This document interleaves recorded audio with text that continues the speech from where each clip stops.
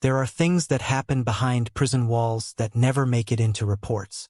Things that live only in whispers, passed from cell to cell, traded like currency.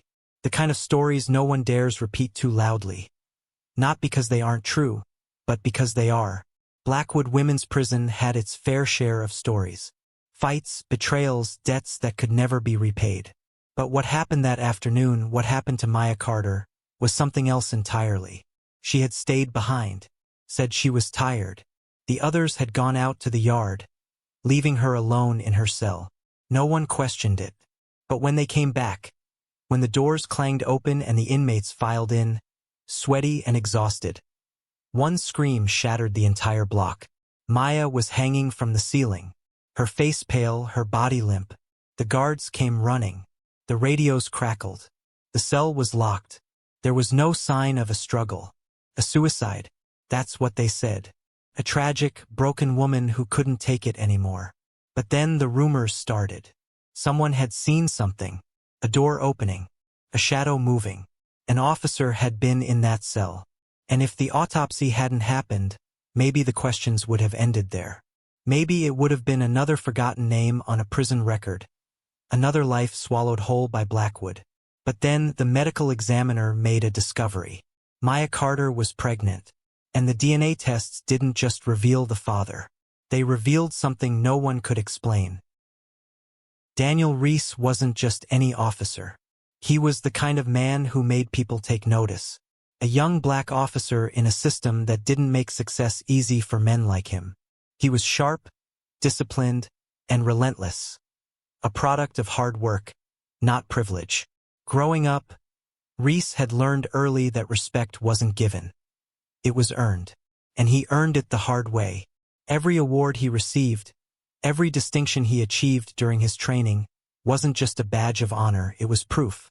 Proof that he could rise above the statistics, above the expectations, above the doubt. By the time he stepped into Blackwood Women's Prison, he had already built a reputation. He was a guard who followed the rules, but more than that, he was a man who understood control. Inmates didn't test him. Officers didn't question him. He was the kind of person who always seemed to know what he was doing. Always one step ahead. But confidence can be a dangerous thing. Reese believed he could handle anything. He believed discipline was a shield. That if he wanted to bend a rule just a little, he could do it without consequence. And that's how it started. A conversation that went on too long. A stolen moment behind a locked door. A woman who knew how to make a man believe he was still in control. Maya Carter wasn't just any prisoner. She was a manipulator, a woman who understood power better than most. She didn't just ask for favors. She made men want to give them to her. And Reese? He thought he could play her game and win. He had no idea what was coming. Maya Carter was a woman who knew how to get what she wanted. Every glance, every smirk, every carefully chosen word. It was all calculated. She wasn't just seductive.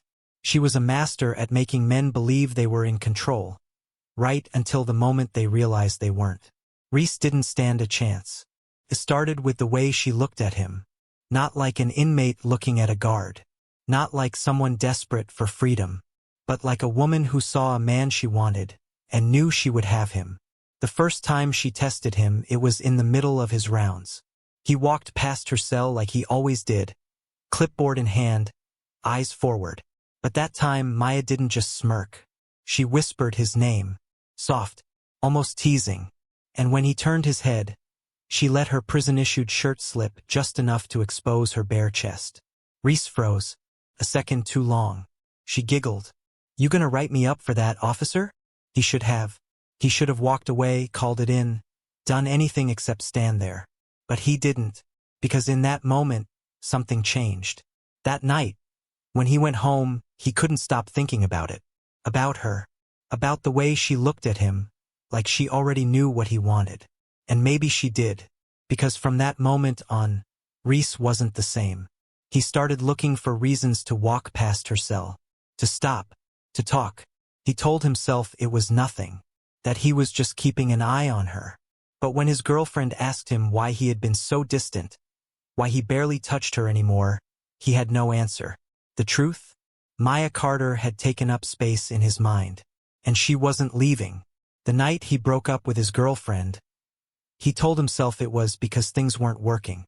But the very next day, he found himself standing in front of Maya's cell again. At first, it was harmless, at least that's what Reese told himself. A cigarette slipped through the bars after lights out. An extra serving of mashed potatoes on her tray when no one was looking. She asked, he gave. It was nothing. But Maya Carter was not the kind of woman to settle for scraps. She made it feel like a game, a secret only the two of them shared. One night, she asked for lip balm, something simple, something innocent. Reese hesitated. It was against the rules. But then she pressed her lips together, pouted just enough for him to notice how dry they looked. "Come on, officer," she murmured. "You wouldn't let a woman suffer, would you?" He knew better. He knew he should have walked away. But instead, the next night, he slid a small tube of lip balm through the bars, his fingers brushing against hers for just a second too long. She smiled. See? That wasn't so hard. It didn't stop there. Soon she wanted time. She wanted Reese to let her stay behind in the common room after hours, to take longer showers, to have just a few more minutes outside when the other inmates were being marched back to their cells. And every time he hesitated, she made sure he walked away with something in return. A whisper in his ear, a slow drag of her fingers across the back of his hand. One night, when he let her slip into the empty laundry room unsupervised, she leaned so close he could feel her breath on his neck. "You take care of me," she murmured, "and I'll take care of you." The first time he let her steal a few extra minutes in the shower, she walked out in just a towel, water dripping down her collarbone, staring at him like she was daring him to look.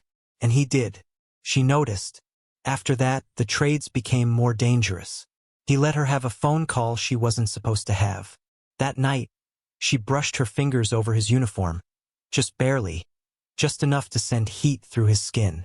He let her smuggle in a tiny bottle of nail polish. She kissed his knuckles, lips lingering, smiling when he didn't pull away. Then one night, she didn't ask for anything.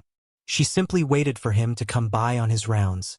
And when he did, she reached through the bars, grabbed the collar of his uniform and pulled him close. Close enough for him to feel the warmth of her breath. Close enough that his own breath caught in his throat. "I could make you feel so good," she whispered. It was a line he swore he would never cross. But Maya Carter never asked for anything she couldn't get. And by the time Reese realized how deep he was, it was already too late. It wasn't just about power anymore. Maya had something far more dangerous. Leverage. Reese thought he could get out. He thought he could pull back before everything came crashing down. But he was wrong. Maya had already wrapped her claws around him in ways that were far more intricate than he could see. It started with whispers, casual comments when they were alone, a smile that didn't quite reach her eyes. And then, she upped the stakes. "You're not going to stop, are you?" she'd said, her voice low, cold. "Because if you do, you'll regret it. I'll make sure of that."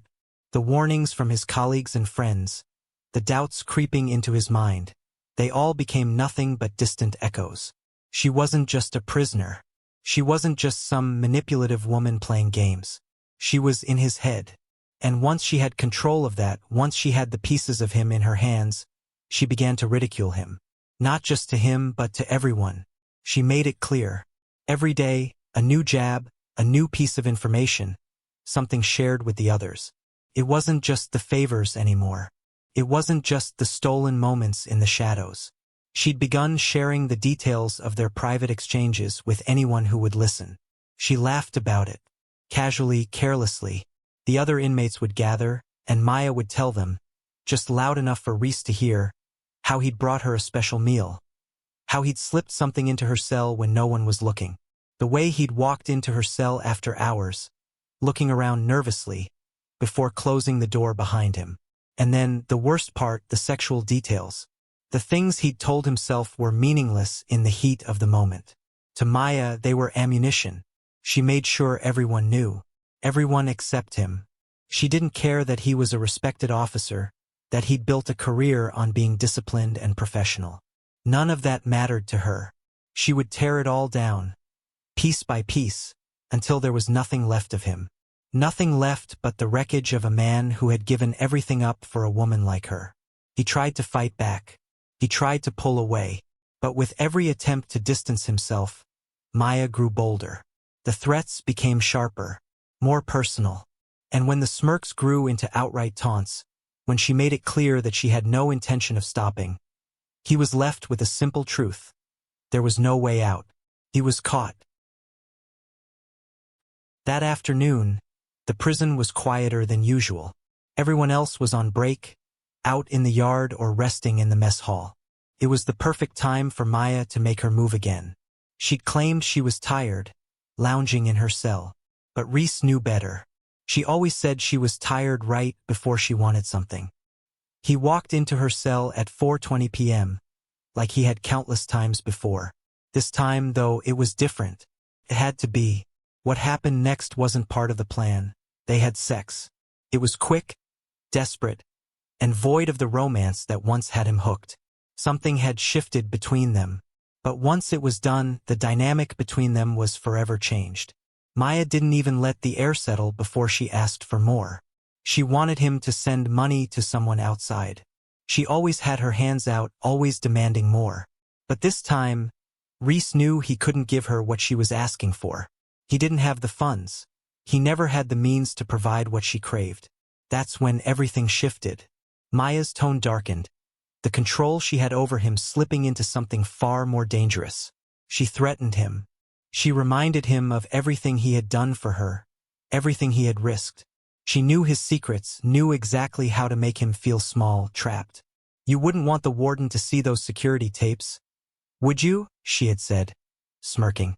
"Everything you've done for me, Reese, all those favors. They'll be out in the open." The air between them thickened. Reese felt his chest tighten, the walls closing in around him.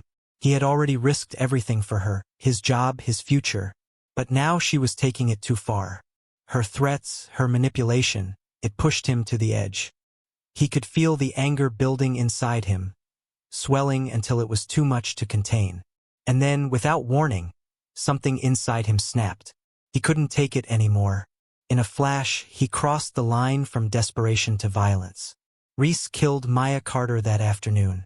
The details of the act are unclear, but it doesn't matter now. What matters is that Maya never walked out of that cell. She didn't live to see the end of the day. He staged her death as a suicide, a broken woman who couldn't handle the weight of her own life. But what was found next? What the autopsy revealed? That was the part that no one expected. Maya Carter was pregnant, and that was just the beginning, because when they tested the DNA, it wasn't just any pregnancy. The DNA wasn't from another inmate. It wasn't from a visitor. No, Maya's baby was linked to Reese. The father was Reese.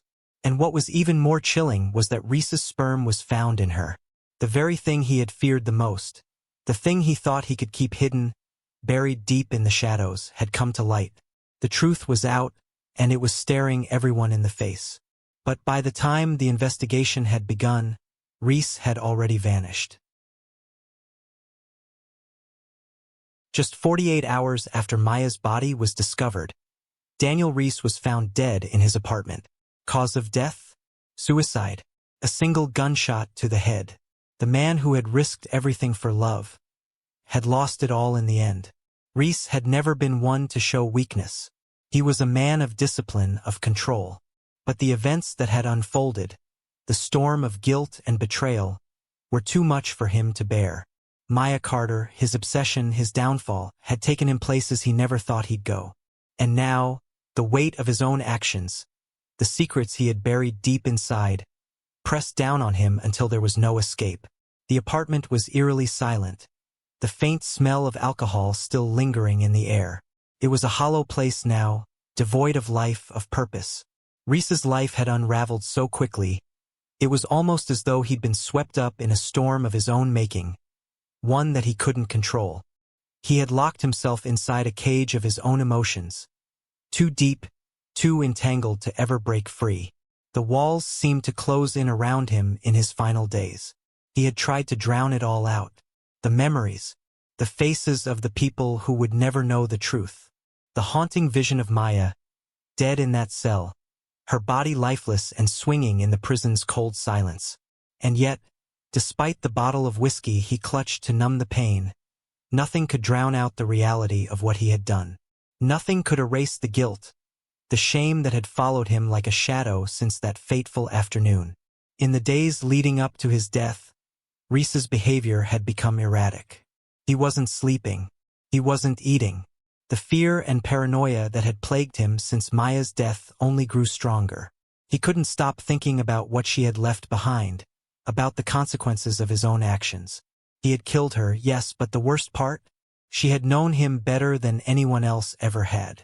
She had broken him, piece by piece, until there was nothing left but the shell of a man who had once been so proud. The guilt wasn't the only thing tearing him apart. There was something deeper, something darker. The realization that, in trying to destroy Maya, he had only destroyed himself. Everything he had ever worked for, his career, his reputation, the life he had once built, all of it was gone, reduced to rubble by one reckless act. And the worst part was that no one would ever understand the truth of it. No one would ever know the full story. No one would ever see him as anything more than the man who had killed a woman in cold blood. And so, Reese did what he had done best in his life. He tried to escape. He walked through his apartment, aimlessly, as though searching for something that wasn't there.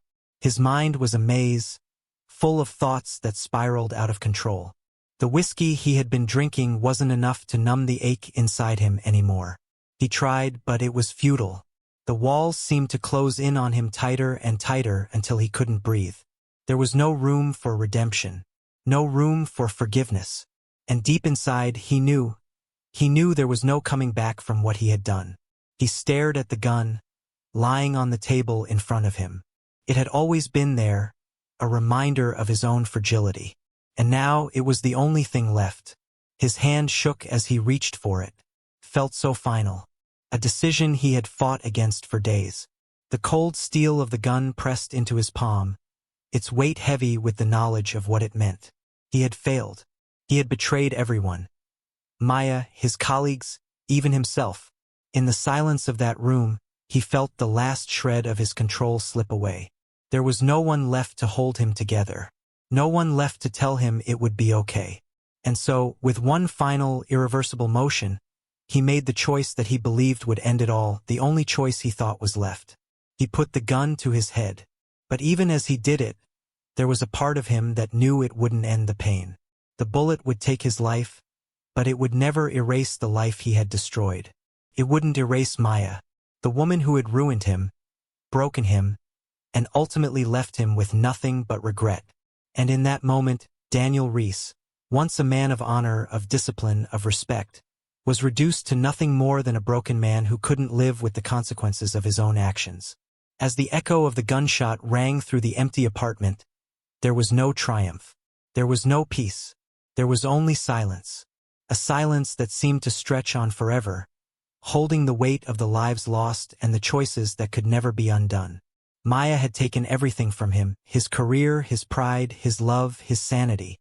And in the end, Reese took the only thing left that was his to take, his own life.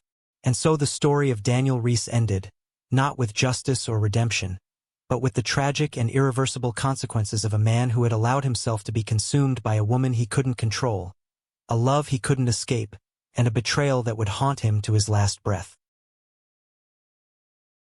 What happens when the lines between love and obsession blur? What happens when one man's dark secrets catch up with him, and there's no way out?